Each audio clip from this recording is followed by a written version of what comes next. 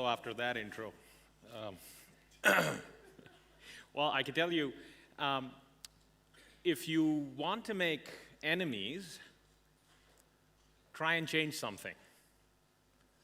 I know that from personal experience. Um, Try this one. If you don't change the direction where you're going, you may land up where you're headed. We all know change is hard. Quick show of hands, how many of us here have failed when trying to change something? Great, you're in the right room. You see, the laws that govern successful change were written in a secret language.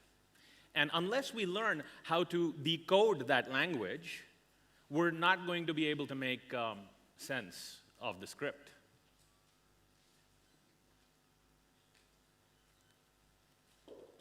Good afternoon. I am very honored to be here in the distinguished company of my fellow speakers and this wonderful audience.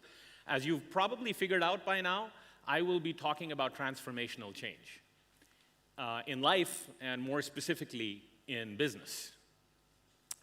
How about this quote? If you change the way you look at things, the things you look at change. But it's not very easy to try to change the way you look at things, especially in the heat of the moment. I mean, there's a lot of failure involved. You try and you try again, and then at some point you break through. Here's a guy who knows a thing or two about failure. Everybody know who this is? Michael Jordan, that's right. And he said, I've missed over 9,000 shots in my career. I've lost almost 300 games. 26 times I have been trusted to take the game's winning shot, and I've missed. I have failed over and over and over again in my life, and that is why I succeed.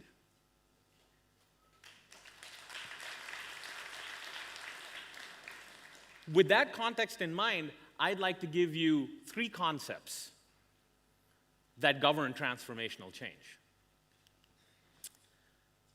Let's see what they are. Fire, expectations. And yeah, I know I'm the guy who stands between you and lunch, so fish. But what does this stuff have to do with transformational change? Let's find out. Concept 1. What do you think you're looking at on the screen?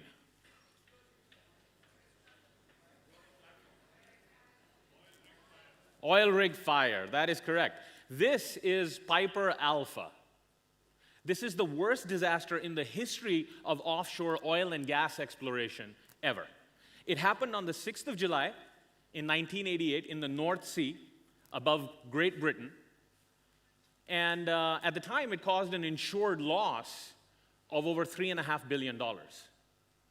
What's worse is the fact that 167 people, nearly 3/4 the population on board the rig that day, died in this catastrophe. 3 days after the incident, Ted Koppel, the American broadcast journalist known as the anchor for ABC's Nightline News, travels over to the British Isles to interview one of the few survivors. He meets with a guy called Robert Carey. Now, when he meets with Carey, Carey is in a hospital bed, much of him covered in protective plaster. He'd been through a lot. He had, suffered third-degree burns to nearly half his body. He had broken bones. He had overcome internal organ failure, but his mind was fully there. And he was on his way to make what must have been a very slow and painful recovery. So Ted gets straight to the point. And he says, Robert, what happened that night? And Robert, in his Scottish accent, says, well, I woke up hearing a loud bang. I came out of my room, which was on the top floor of the rig. All I could see was fire, and I jumped. So Ted listens to what he said, and he says, Robert, let me get this straight. You worked a 10-hour shift. You're tired. You go up to your tiny cube of a room, which is on the top floor of the rig. You've been sleeping an hour when this massive explosion wakes you up. You come outside, you're still groggy, the lights are all out. The entire platform is engulfed in fire with smaller explosions still going on all around you. And you jump. You jump from 150 feet, hundreds of miles from the closest shore or land, into pitch black sea. Now, Robert says, "That's about right, Ted." So he asks his next question, "Robert, why did you jump?" And Robert says, "Well, Ted, if I didn't jump, my ass would fry." And that, ladies and gentlemen, is what is known as the law of the burning platform. We human beings don't change until somebody sets our behind on fire.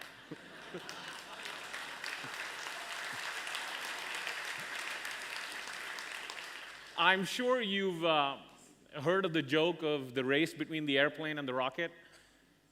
Now, naturally, the airplane loses that race. So when the airplane loses, it asks the rocket, "Hey, rocket, how come you're so much faster than I am?" And the rocket says, "Let somebody set your butt on fire. You'll figure it out." The American psychologist, Virginia Satir, said it best when she said, "The certainty of misery," and listen carefully, "the certainty of misery is preferred to the misery of uncertainty." The absolute knowledge that we are going to be miserable is preferred rather than getting up, getting out of our comfort zone, and doing something about it. Now, back when I was working in New York in the beverage alcohol business, I came across this burning platform story, and it made a great impression on me. I was 1 month into this company, and I was in a change management role, and it hit me. Nobody in the company, other than the ownership, knew that we were making a loss. Nobody knew we were bleeding red. Not even the senior management team fully understood that. Not the sales force, not even the people in accounting and finance, in what was a very secretively run $500 million family business. Now, I knew to change the company, we're going to have to change this mindset. And because I was a month old, at first I scratched my head, what the heck have I gotten myself into? But then I went to my boss, who was a co-owner, and was very supportive. He knew precisely what the problem was. And he said, "Sawan, do you know of stonemasons?" And I said, "Yeah, people who cut stone for a living, right?" And he says, "Yeah, it's a pretty unglamorous job. Imagine cutting stone all day long. But if you infuse those guys with the vision that the stone that they're cutting is going to be used to build a temple, I promise you we'll get their attention." And it was with that thought that we started what was a 2-year journey of transformational change. 3 months into the work, we presented our burning platform. And when we presented our burning platform, everybody came to know what had been keeping us up at night. It was a powerful moment. It went from being a nice-to-do project to being a must-do project. And people started to see it that way. Now, I can tell you, if we hadn't presented the context, there could have been a mass departure. We didn't want half the company resigning, the next day after learning the burning platform. So creating the context and then presenting the burning platform are 2 more pieces of that secret language that governs successful change. Concept 2, expectations. There's the story of this guy that demonstrates this concept with crystal clarity. Billy Martin. Billy Martin was the 5-time coach of the New York Yankees, one of the most celebrated teams in the world of baseball. Billy had a lot of problems. He couldn't hold a job for very long, obviously. He was insubordinate, challenging the opinions of leaders above him. He was argumentative, never shying away from a yelling match. And to top it all off, he had problems with alcohol. But he was a fine coach. When he was asked how he led the Yankees to victory, winning the World Series, He responded without hesitation. He said, "That's really straightforward. At the end of every training season, before we head out into the real games, every single one of my players believes that he's starting the season batting 1,000, not 0. Now, think of the brilliance of this perspective. Billy may have been a difficult guy to manage. There was a lot wrong with him, but he certainly knew what to expect from his players and how to make them feel about it. In the business world, we have performance evaluations, and they typically come at the end of a performance cycle. Now, I'm not saying there's anything wrong with that. I think there's great value to understanding someone's effectiveness against the set of tasks they have to achieve. But since psychologically, expectations serve as the upper limit on performance, why do we not treat our employees and our associates with that needed boost of confidence up front that makes all the difference in the world? Why don't we do that? It's just a demonstration of our commitment to the team's success. Concept 3, and I know people are getting hungry. There's a statement that says, a fish rots from the head first. In the body of a fish, in the anatomy of a fish, most of the organs are concentrated around the head. So when it begins to rot, the spoil typically sets in around the head and then spreads to the rest of the body. Now, it's no different running a management company, running any company. Because if the management team is only going to talk the talk and not walk the walk, I can guarantee you're setting yourself up for failure. They have to find the motivation to begin. They have to find the commitment to stay the course. I mean, these guys need to be involved from the design of that change campaign to the victorious celebration afterwards. High-performance leaders have to do a lot of contingency planning. Where are you going to encounter resistance? How are you going to win mission-critical support? Are there meaningful points of input for the team in the design and the implementation of the changes? How's this going to impact people's roles at work and their lives at home? Now, the reason I'm telling you this is because when our change campaign got underway, it would typically go like this. I would be introduced by the head of the department to the people, to his team or her team, and the team would be told how incredibly important this whole thing is. And then, after the introduction, the head of the department would begin to leave the room. Now, I knew if the message was to be taken seriously, if I was to be taken seriously, the people needed to see that their leader was present.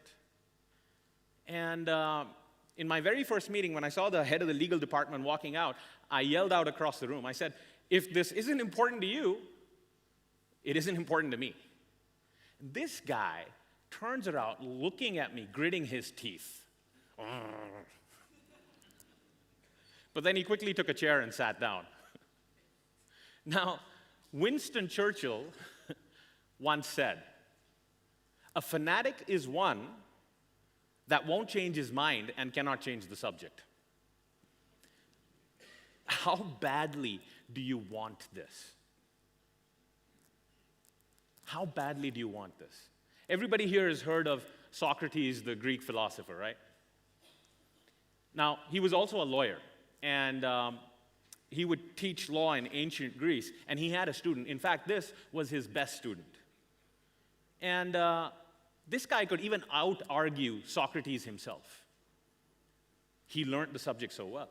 But when he went out into life, when he went out to the courts, he would lose every time. So one day, out of frustration, he came back to Socrates and he asked him, "I was the finest student in here. Why do I lose out there?"